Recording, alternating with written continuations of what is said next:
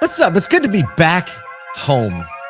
You know, you travel and it's just good to be in the studio with all the things. Today we're talking about GM backpedaling on a subscription thing from a while ago, a new CMO, used cars, Chat GPT 4.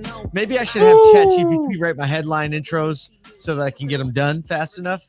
Nah, we're not going to do that. Yeah, right. We're going to talk about Chat GPT, but I'll tell you what. We tried that. It's not cool enough yet. I've never looked at social media posts with more suspicion than I do now, because a lot of them are just a little too good for the person writing. A little too good. They got like paragraph style. All the capitalization is dialed organized, complete sentences. Nah. not trying to use ChatGPT to write my stuff. No, you know, maybe a thought partner. We'll talk about that a little bit, but got a lot of things going on. Super excited to announce. This is the big one. Let's go. Finally, ASOTU X, the Live Tonight show. Tickets are available. The site is live. Go to ASOTUX.com and you can check out what we're up to. You can get a ticket to come to either just the evening event or the workshop and the evening event. It's only $99 for the workshop and the evening event. The evening event is $49, and it's going to be all the value and all the fun and all the industry expertise and all the shoulder rubbing with all the people in Arlington on April 5th. Yep. Yeah, I think it's going to be a super fun event. It's just packed into a few hours. You're going to get a lot of great insights, have some fun, see some games, rock to a live band. We were talking, the band yesterday is going to get a little love before and after the live show for the in-person audience. You know, if you're not there, you ain't going to get the fire band set. So, and we're also going to have some new guests, that we haven't had ever before on any ASOTU content. One of those guests is Mike Terry, who is an amazing dealer. And he's I don't know how far he is from Arlington. I think he's driving. Yeah, I think he's driving. But we want to bring you some new people, new faces. But the point is, again, to be together, to learn about the industry, to have some things that open our mind, and to have a lot of fun. It is just live studio audience is going to be amazing. Michael Cirillo is going to be there hosting his thing. We're doing the game show again. And, you know, the value too, aside from being a part of the live taping, having FaceTime with all of these like industry leaders and your peers in the auto industry. And if you're in the Dallas, greater Dallas, Arlington, Fort Worth area, right, can actually be together with the local industry, or you can fly to Dallas. It's so easy.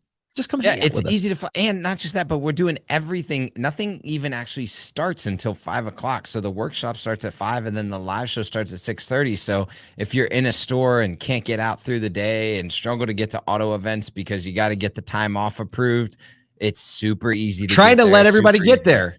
Come on, let's go. Hey, one of the missions of circle. That's what I was just going to say. We say in ASOTU, that's why the O in the logo. Go check out the logo. Go to ASOTUX.com and just check out the Tonight Show logo that we made. But the O is elongated. The O in ASOTUCon is elongated as a symbolic gesture to say we are trying to draw a big circle around everyone who works in retail auto, not just managers, but also everyone on the front lines day in, day out. We're doing everything we can to include you for the first time in some of these industry events. So come on, let's go. Speaking of including something for the first time. Oh, wrong button. my trigger pad game is up. Yo, we talked about this story back in the summer, and we were like, this is a bad idea. I wish we had time to pull the clips up where we were like, I don't know that this is the right approach. Well, we're going to talk about GM. We've been talking about Ford a lot. We're going to hit GM. 2 stories in the news today. First is a reversal in the subscription sales decision to include subscriptions with vehicle sales. The second one is the departing CMO who took, I'll call them Barra's bucks. Mayor Barra offered early buyouts to people who wanted to retire early or take a buyout as they reduce staff. And we're going to talk about the CMO actually took her up on the offer. So first one's first. Last summer, GM began adding a $1,500 line item to every new Buick and GMC and Cadillac, Buick, and GMC. And the line item was for a mandatory OnStar subscription. It was basically 3 months worth of an OnStar. And they were like, you will subscribe to this. It's an extra add-on line item to the vehicle. You can't take it off. You can't discount it. And then we were like, well, what they're probably doing is trying to bolster subscription sales to show shareholder value. It's like volunteering somebody. Right. I've been volunteered to do this. You're volunteered. You have no option. So basically, they're reversing course for like the 2024 year model number. And here's what they're doing. They're splitting it.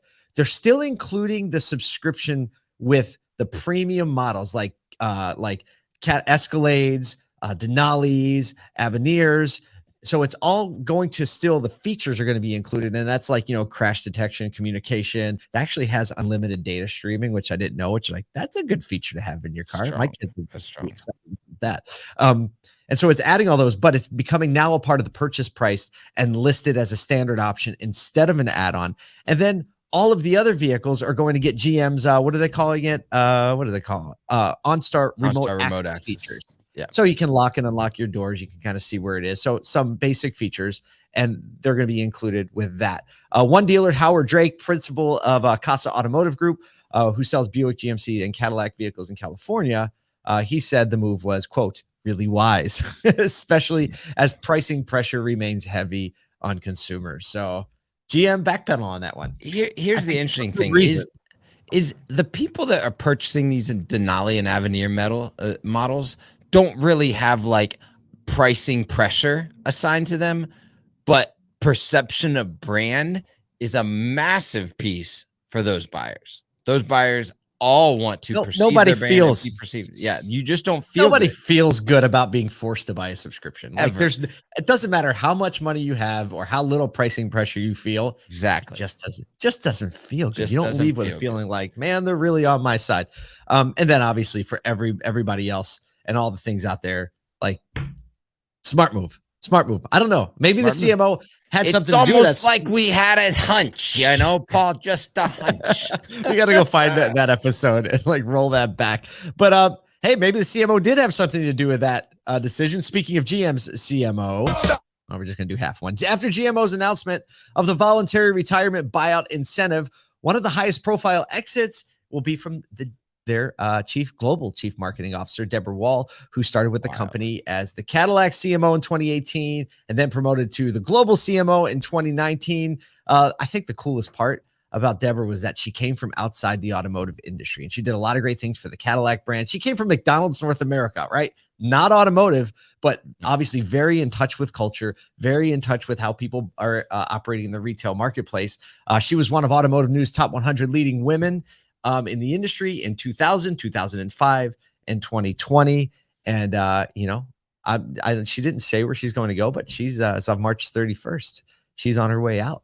Our buddy Dean Evans, executive vice president at Cars.com, who is a riot to be around, by the way. He's just so much fun to be around. But he was the CMO at Hyundai and Subaru. And, his weighing in on this very relevant comment, he loves the idea of replacing people with people from outside the automotive industry. He said, quote, while we've been sitting here in an archaic industry that needs to move forward, why would we put a retread into that? I love the way he just uses like the automotive analogy, like a retread. Like, Here's why are we my going to put another auto thinker into an auto? I mean, I love you, Dean.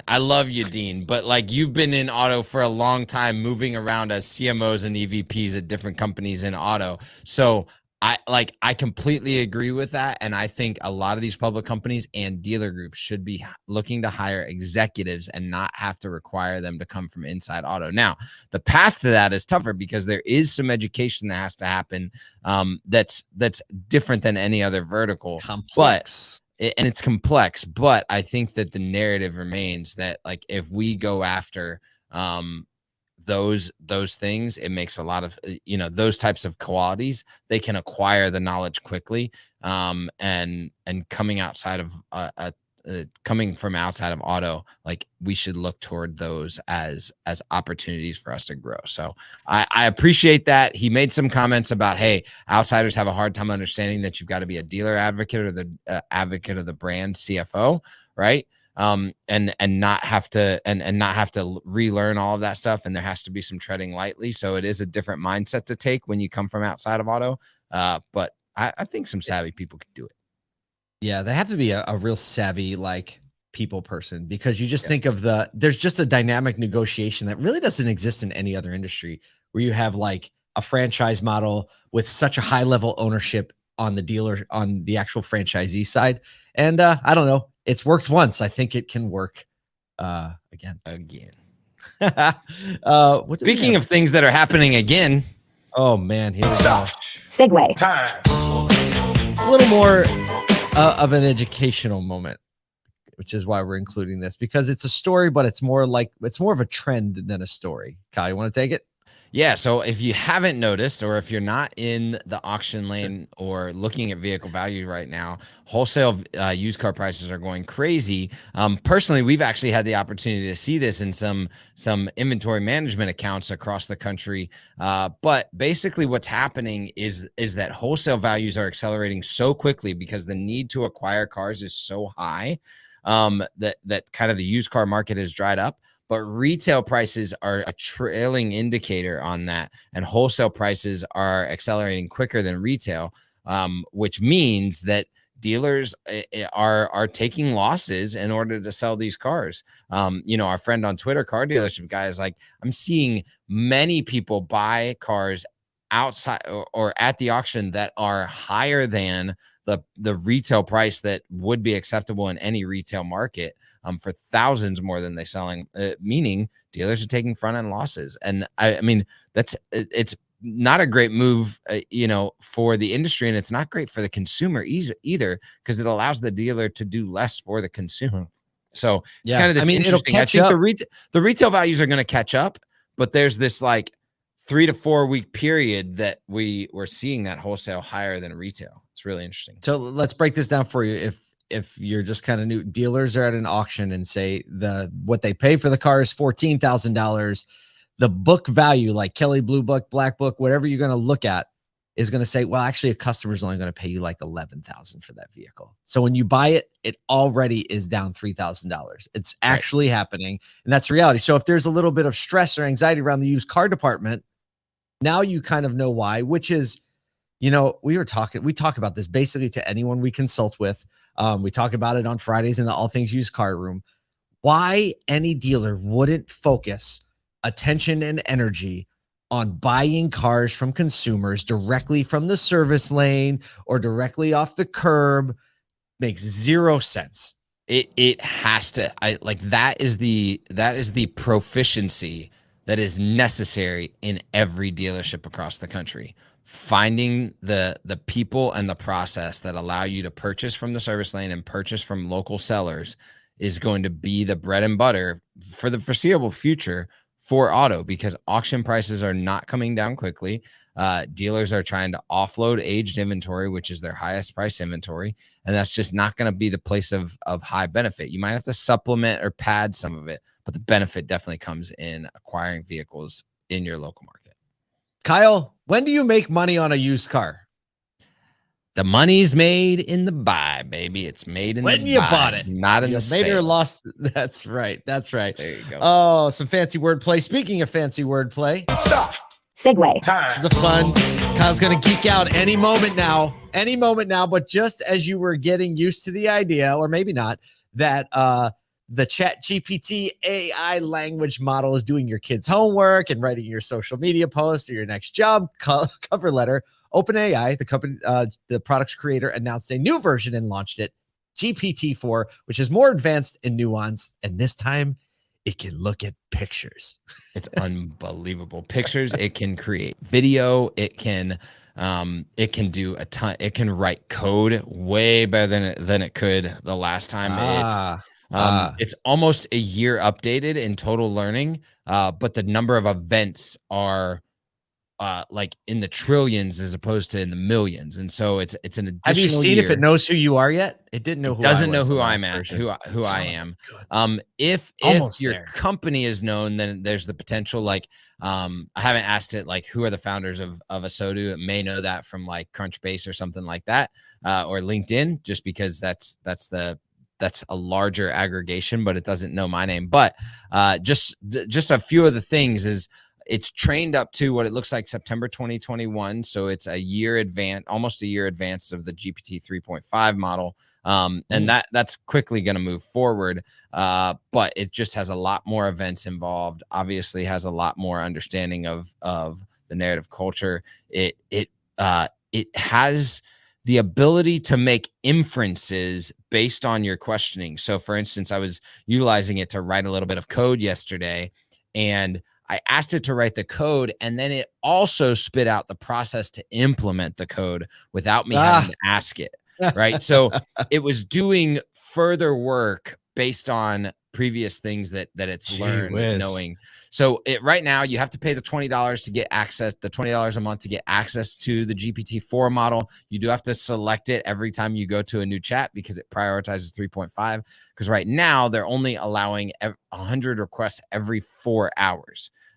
So if you just flying on that thing, then you got some work to do. But the crazy thing is like right now it has they've given it a bar exam, and GPT 3.5 got about a 10% on a bar exam. 4 gets a 90% on a bar exam. They actually is smart. In this article we linked up, they actually gave it a bunch of standardized tests. They gave it the SAT, the LSAT, and the bar exam. It scored an average of 88. And so the whole thing of it being able to take pictures, this is of all the things, the meme blew my mind. Isaac, put the meme back up. And if you're just listening, basically what you're looking at is a frying pan full of chicken that kind of looks like a map of the world. And the prompt was, can you explain this meme? And they just uploaded the picture of the meme, and the text on the meme says, sometimes I just look at pictures of the earth from space and marvel at how beautiful it is. And here's what it says. The meme is a joke that combines two unrelated things, pictures of the earth from space and chicken nuggets. The text of the meme suggests the image below is a beautiful picture of the earth. However, the image is actually of chicken nuggets arranged to vaguely resemble a map of the world. The humor in this meme comes from the unexpected juxtaposition of the text and the image. Like, now the memes that my kids show me that I don't get, I'm going to drop them in Just the chat. drop them in there and be like, oh yeah, I got it. But once you have to explain it, it's not funny. It's not funny anymore. Oh, man. Well, we hope you all have an amazing Wednesday. Lots of work to do this week. Lots of leaning in to do. Lots of shifting landscape, which is why we need each other. Come visit us, ASOTU X, April 5th, ASOTUX.com. Let's go.